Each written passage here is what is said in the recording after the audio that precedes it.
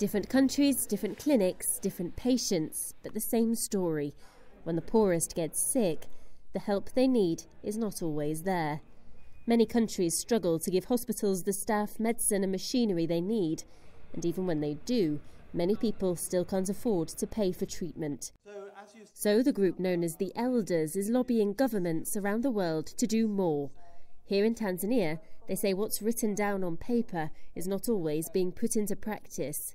They have policies, they have strategies, they have plans, but they need to be much more proactive in implementation, taking those plans and strategies to where people live and work.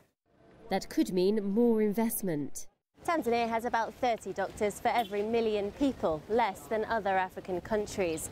And they're disproportionately based here in the biggest city, meaning people in rural areas can live a long way from expert medical help. And that can have fatal consequences. The Elders are urging higher spending on health as a proportion of GDP, the country's total output.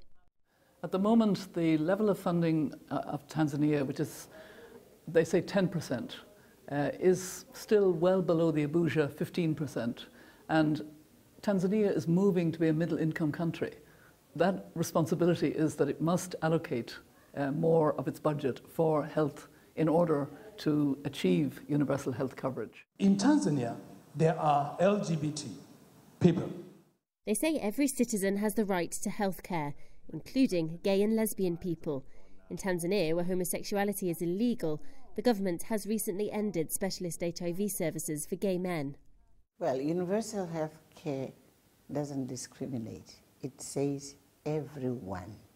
So in that context, of course, there has to be a rethinking from the part of government of how to cover them as well.